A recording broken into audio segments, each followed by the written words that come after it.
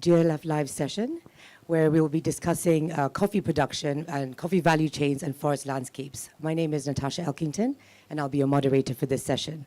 So for today's discussion, I have two very interesting experts from here in Kenya, where we are live streaming from the World Agroforestry Center. Joining us, we have Dr. Elijah Kathurima Gichur, and we have Fidelis Itubo. And I'll let them introduce themselves, and then we'll go straight into our discussion. Thank you for joining us. Thank you, Natasha. Thank you, everybody. Thank you for the organizers for this opportunity to interact with the world about the landscapes and my favorite value chain, that's coffee. I'm Elijah Kathurima Gichur. I work with the Coffee Research Institute, which is one of the institutes under Kenya Agriculture and Livestock Research Organization. I've been there close to 30 years now. I've seen how coffee was. I hope I can dream of how it will be, and maybe it will be like that.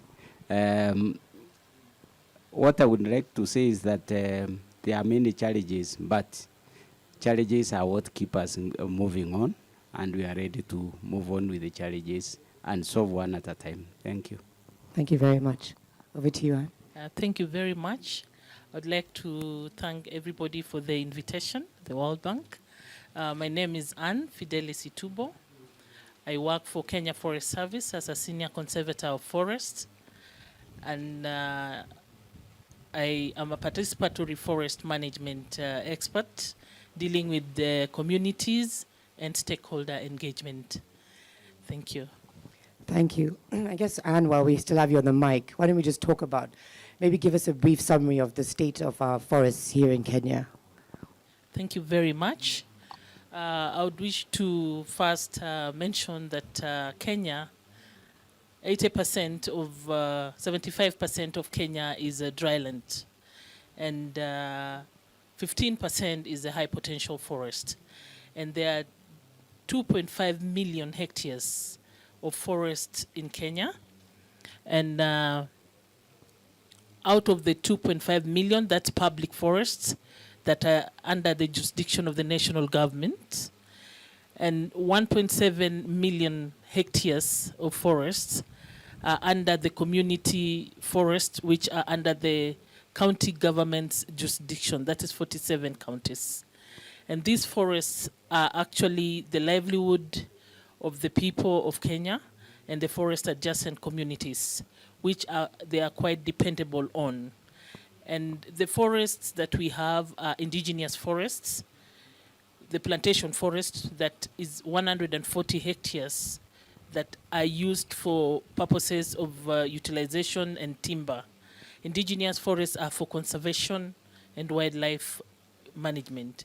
And there's a dryland forest area that is extremely dry, that is utilized for non-timber forest products, and also they are utilized for our biomass production. Thank you. So what are the main challenges that we're facing at the moment with our forests here in Kenya? The forest landscape majorly is under pressure. And the pressure is from the forest adjacent communities and high demand of timber. And also climate change is affecting the forests, and majorly forest fires during the dry seasons. And the rains have also, the trends of rains have also reduced. So you find that the dependency of forests by the local or forest adjacent community is high for purposes of looking for income. So this puts pressure in illegal logging and maybe charcoal production. And it has pushed the stakeholders and the communities and the government to look at outside the forest for private sector involvement for purposes of enhancing the conservation. And this the government has an agenda to plant 15 billion trees by the year 2032 to increase the tree cover by 30%. And the involvement of the private sector is very, very critical to achieve this vision. And politically, the political discourse and the narrative in the country now is all people should be able to save the forest and enhance the ecological integrity of the forest. That's great news. I mean, because currently, if we look at Nairobi, and with the development that's going really fast, we wonder how much thinking there is there to preserve what we already have. Do you have any comment on that? Yes, please. Nairobi is a unique city. You can see that Nairobi is a city that is engulfed between a natural forest, that is Karura, just next to this tent, and it's also having a national park. But when you look at Nairobi, we have green spaces. As a Kenya Forest Service and the stakeholder involvement, we are encouraging adapter forest. An adapter forest initiative is a private sector, private individuals adapt a forest area for purposes of greening it. So within the city, we have green spaces. We have the Ngong Forest. We have the Ngong Road Forest. We have the Arboretum. We have the City Park. And we have the Karura Forest. But we are also moving towards urban forestry to be able to create more parks and plant more trees within the alleys and restore the riverines that are within the city. Yeah. So we have a bright future. There is a bright future. Okay. There's a livable future within the urban cities that we are looking forward to breathe clean air, because these forests are going to assist us to ameliorate the climate. Yeah. Thank you very much. Thank you. So over to you, Elijah. We haven't forgotten about you. Thank you for being patient. Maybe tell us about the coffee production, the situation right now in Kenya that we're facing, just to give us a summary background on what's the current state of affairs. Okay, thank you very much for that. Coffee has been around since in 1908. When it came from the coast region, it is settled around this region. And during that time, there was expansion of coffee production on the slopes of Aberdares. That's where we are.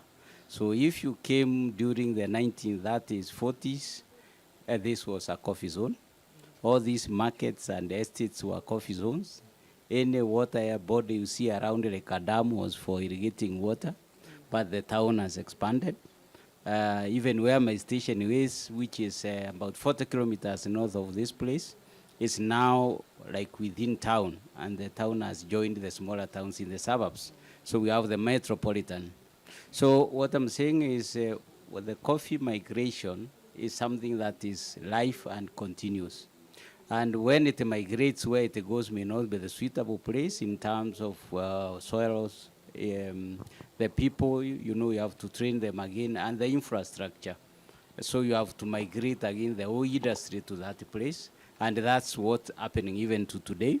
And we are moving from the main coffee zone to the green baskets. That's the west of Rift Valley. And we see the future of expansion being in that area. And some other pockets in the other dry counties, like we have in Narok and Laikipia and so on.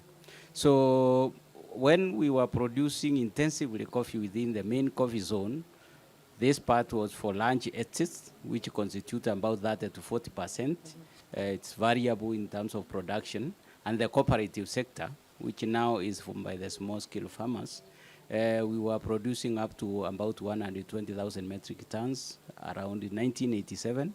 But due to many things, currently we are at 40 to 50,000 metric tons of clean coffee. Now our vision is to increase that at least to 100 in the next 5 years. So we hope we'll be able to do that by intensification and expansion.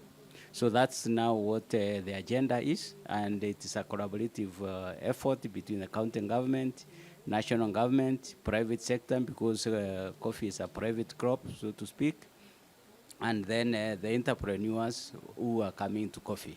We will drive it by working in the farms and also having the pull factors in the market, including coffee consumption. Thank you. So then what are you doing about land degradation, like soil, in terms of coffee production? So what are we thinking about in terms of looking after soil? And Yes, coffee is a permanent crop. And the way we are producing it is an open sun crop, monocrop. So you keep on mining, replacing with organic fertilizers the nutrients. And that has led to the areas which were farmed before to have very lean soils, acidity, Organic matter is not there, and productivity has also gone down, plus also accumulation of pests and diseases, especially the root rots and so on. These factors now are the ones that we need to manage, and one of them is soil and water conservation, both for irrigation and processing, so that as the rivers become streams, we don't go to the dry, whatever is there, and make it a dry riverbed. So we are using less and less water, so the technology of fully washed coffee is going to partial washing or dry processing, which now has to be linked to a different market in terms of the zone, engine group, the taste, the way of preparations, and so on and so forth. So we are looking at the value chain in terms of research and technology development to solve all the issues that are coming from the farm up to the consumption level. Okay. What the consumers may not like, then we get it off and align, including the pest residues. So we have a lot of issues in terms of research at every node of the value chain, but the institution is a whole value chain accommodative, so that we don't have a gap of what we say, we leave it to somebody else. The Coffee Research Institute starts with the seed, ends up with the sip, and the joy of a nice cup of coffee. Great. Yeah. So in terms of looking at the current state of the situation and then looking forward, how do you foresee how we're going to look in the future in terms of even facing climate change and all the issues coming, rainfall, in terms of coffee production, even though you want to increase? I mean, it's challenging, no? Yes, and that brings the question of profitability and sustainability. So we have observed a lot of issues to do with climate change. Right now, we are harvesting coffee and processing, which is not normal. Normal is that the rains will come at the middle of this month, or this week to next week. Then we start even harvesting and delivery in November up to February. But it started early because there were off seasons around January, February, which led to a different stage of flowering. Now, the climate change, people would look at temperature and rainfall. So when you look at the value chain, then it is everything along the value chain. You get coffee at the wrong time. You have to operate in small beds for a very long time. Sometimes the climate change leads to more uniform flowering, so more uniform harvesting, so you are overloaded at the processing stage. All these challenges, you look at them. Maybe the happiest person will be the coffee consumer, because there will be this supply of fresh coffee continuously to the market and things like that, but it may be more costly to produce. So we are looking at the production, like I said, we are no longer emphasizing on open monocrop. We are introducing cover crops at the ground level for soil and water management. So we have to investigate which ones are suitable and what else can they do to the farmer in terms of food security, nutrition, or cash income. You may have founder there and have a dairy goat, which improves a lot of things around the home, and that makes even the coffee become more sustainable. Then we have shade crops, which could be trees for timber, fodder, or firewood, or anything else, and also fruit trees.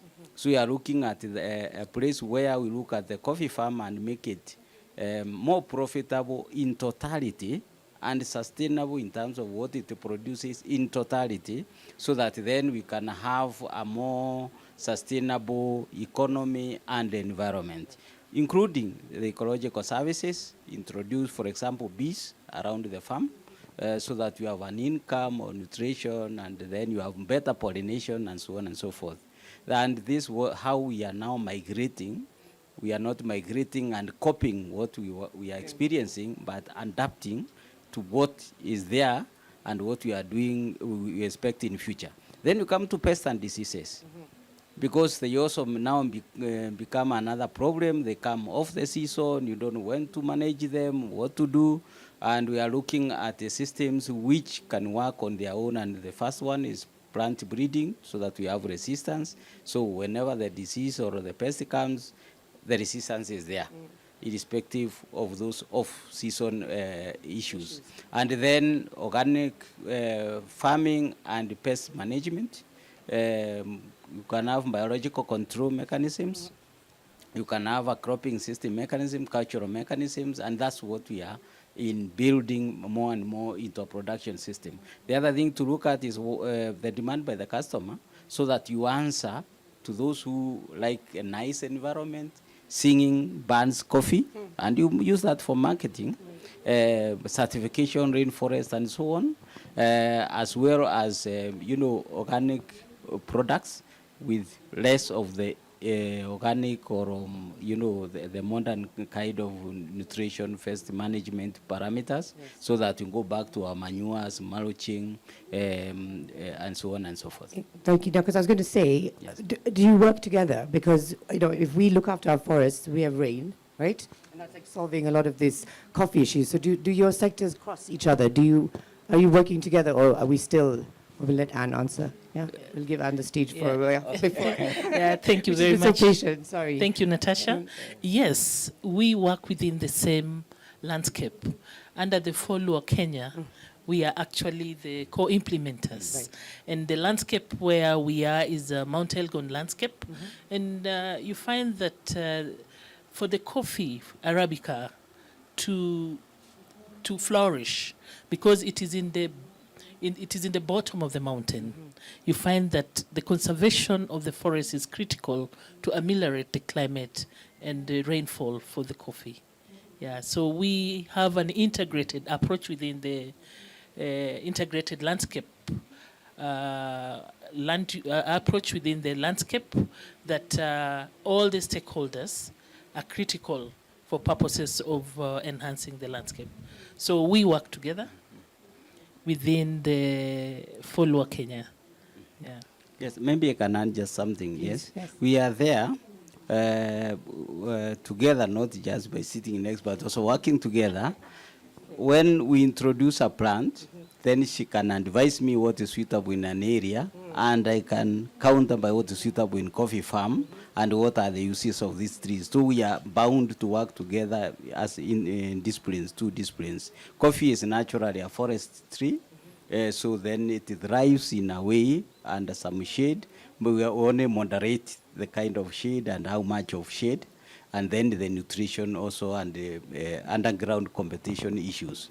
Then there is another perspective. We have world genotypes of coffee in Kenya in the forest. Yes. So then Indigenous we have many things to learn together and work together. Thank you. Great. And I think on that note, maybe we go to the communities and our local communities and women and youth, bringing them as part of the program.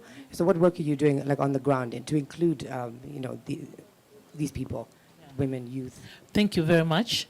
Within the participatory forest management space, we work with community forest associations. These are communities that we have legal binding agreements with to access user rights in the forest.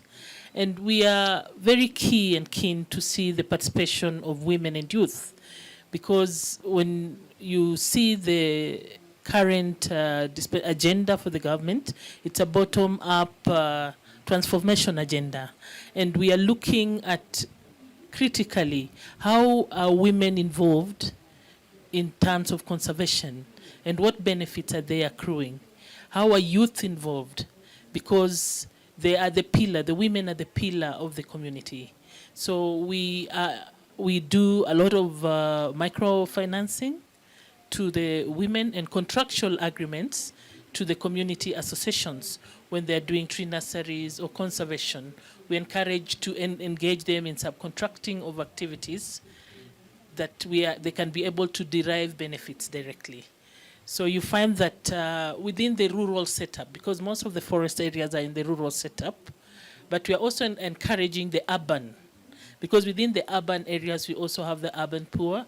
We have the women within the urban areas to be able to come up with the tree nurseries. If you walk into Karura Forest, you'll find a very big nursery there, and you find that there's a lot of participation. For those who have walked inside, there's a lot of women participation.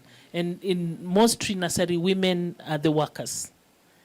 And also in the small and medium-term enterprises within the community, you find that a lot of women are engaging.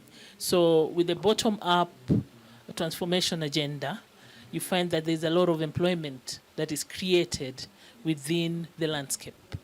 And we encourage our youth, we encourage our women.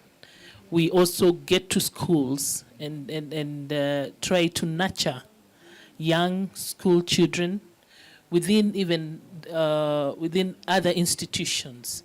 We emphasize on the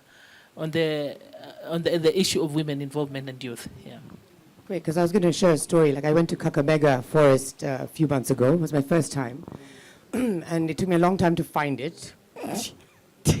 It's huge, right? Like, and we couldn't find it because no one knew where it was and how to enter. And I found that a lot of people, like, we were staying in an Airbnb, and the guy was a professor. He used to teach, and he was 70 years old, and he'd never stepped foot in the forest.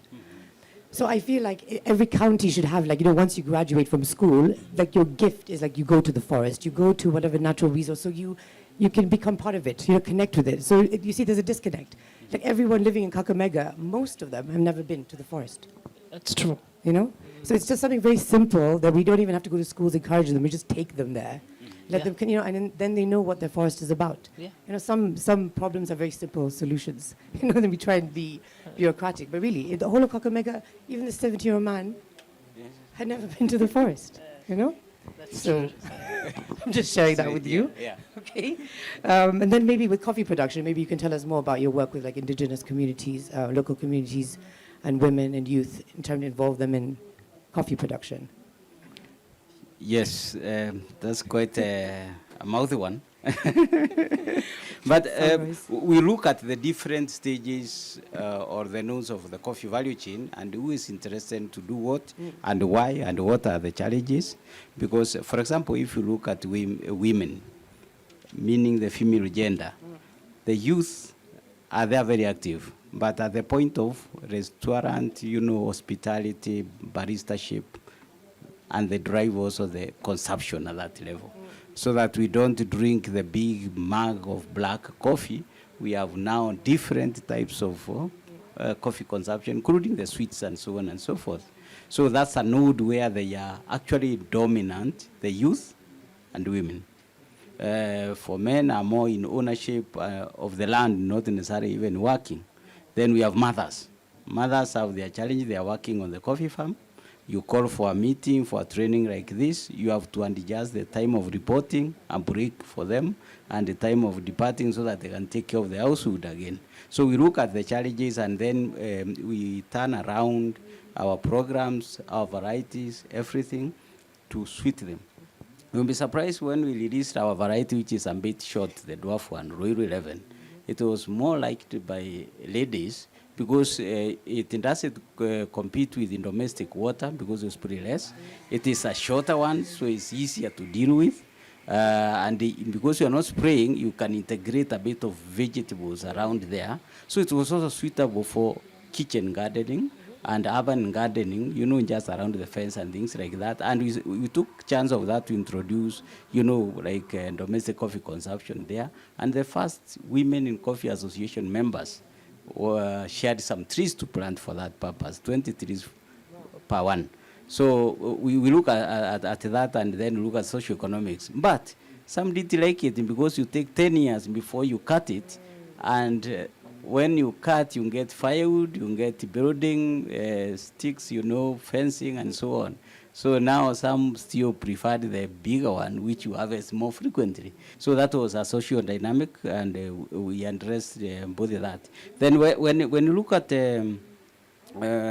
for example, land ownership, which has been a main limitation, now we have a law that also encourages inheritance even by the women, daughters, and so on and so forth. And we encourage also the cultures to pick it up so that even without owning the land, the soil, so to speak, can you divide your coffee amongst your children, both of them, because you see a father giving to sons but not giving to daughters. And when you are now integrated like that, then you will have the women coming as a purpose for owning and decision making and oversighting of the industry. And that's also being picked up in different zones at different paces. Then the next thing is the payments. How much, how frequent, And that's where the youth now may not be, they may be willing to wait for the payments to come, but what do they do meanwhile, unless you have a cow, chicken, maize, tea, and so on. But that makes a challenge even to the other coffee farmers. What do you do as you wait? So the youth want to run very fast, get the money every month. Coffee doesn't do that, and then they may go for another crop or enterprise where you get your money more frequently. So when we're looking at the national level, that's where you came with the cherry advance and the issues like that, which can give you money more frequently. But they are very active when it is the most competitive crop, where the payments are very high, like in the central region, that's within the Mount Kenya region of the former Central Province and the Eastern Province. And also in the West, the youth are coming very strongly. They started their business from the production of seedlings, which is a good enterprise. Then they plant. Now they are going to value addition. And we're happy with the financing systems also responding to the coffee industry. Then it's able to facilitate the youth to start, manage, and ultimately add value to your coffee. So the value chain then can be financed. You know, before you will only be financed if you have the crop, depending on your last year's harvest. So this time you can be financed to start, to get machinery, to get coffee making machines, start in duka, coffee dukas, by either commodities fund or like a new KPCU. Then we give the technical advisory, while the coffee directory gives the regulatory kind of framework which supports that. And the thing is now we have to start early to get them into the coffee. And we are focusing our efforts in learning and training institutions, including coffee clubs, even at primary, now in junior secondaries and so on, so that they can start learning and liking coffee as they move into the adulthood, and then they can become entrepreneurs in the value chain. Right. Yes. Exactly. Because I was going to say something about packaging. You know, like if we, in the meantime, they can come out with, you know, like even whatever forest waste is there, like banana, what, you know, to get away from plastic, so we can, even the end result, you know, it's from the value chain even to the consumer, we have very little imprint. Yes. So, you know, in the meantime, they can come up with good ideas how to package, no? Sure. You know, yeah, Yes, or different products you use Yes. coffee with. Yes. I mean, it's been a very interesting discussion. I think we can carry on for, you know, a while in detail. But I think, Anne, maybe I'll hand over to you. Maybe you can share your final remarks or anything that you think is important, because we have a very wide audience that's, you know, global, because it's live streamed all over the world. So what do you think is important for, you know, our audience to know about forests or whatever you think is? Yeah, know, thank final you very remarks? much. When I read here, we talk about landscapes for a livable planet. And when we look at value chains, when you talk about women and youth, the most critical part of the tree value chain is the willingness to pay. The youth can produce seedlings, the women can produce seedlings or the products they're producing, but are we willing to pay, you know? So the entry to this is to look at the approach on where we can engage them on binding contracts and not just the production, and there's no market to the products they are looking at. And also the aspect of productivity comes back to issues of food security. And when we look at our soils, soil has been talked a lot, and the productivity in the forest is natural. But are we introducing the fertilizers and other additives to the forest or within the landscape or within the forest watershed that can affect food production and harm us and the planet? So to me, looking at the soil policies for most countries don't have soil policy. They look at it as agricultural policy, but soil should be isolated to be able to be looked at it at a more broader way, because it is a factor of production for the food. Thank you. Thank you very much. I actually met someone very interesting who talked about using insect waste. Frakas, yeah? You connected? Okay, great, yeah. Very interesting, yeah. Okay. Just in case. Okay, Elijah, thank you very much. I guess we'll hand over to you. Any final remarks, or what do you think is important you want to share with our audience about coffee production or landscapes or our environment or anything that you would like to share that's important to end our... Yes, thank you. The challenge would be, can we reverse what we have destroyed, wronged, and so on? And there are two things we have done, which is cutting down trees, changing the landscapes in many ways, including riverine areas, wetlands, ecosystem services, you know, all those pollinators, with the wildlife around there, in terms of diversity. So my thought is, what we need to do to go back to where we were, or even better. I've made an observation, or you can always see, when people go to a certain place and they just plant trees around the boundaries. You look from above, it looks like a forest. But then it is not so diverse. So we need to relook at what was there to increase the services and sustainability of our ecosystems, protection of the landscapes. You go to a place where it was a slope, it's no longer a slope. It's only stones left and the soil went. You look at the rivers, they are so brown when just a little rain rains. You go to what was a wetland, it's no longer wet, and so on and so forth. So that then we go back in terms of policy. What can we do on a particular land for what purpose? Then into the practice and technologies, what plans do we need to reintroduce, how, and for what purpose, so that again we support any other development agenda, because it's all about life. What other uses of the trees can we exploit? There was harvesting of gums, you know, honey and so on and so forth, which are forgotten. Some trees are also medicinal. We look for them, even in the Kakamega forest, which were there. You don't find it, and so on and so forth. So then we have to work together, integrate everybody, and realize this is our planet, and the harder it becomes for us to survive. We may not see the years we think we'll see there the way we see them today. We will go into underground water. It's not the best because of salts and so on and so forth.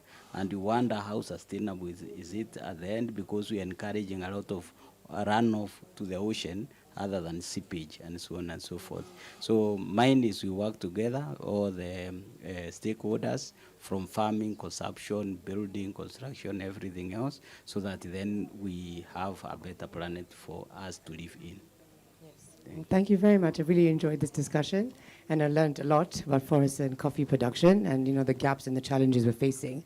But I think just to wrap it up, I think it's education is the main, the core tool here, because even like when you see this development and people buying land, tracts of land, but they don't know what to grow and what belongs to the soil. So I think there has to be some massive, like education countrywide, explaining what trees belong to what areas, or what better crops should be planted here. So even if everyone's doing private sector individually, we're not messing up the soil because of ignorance, yeah? Just because we don't know.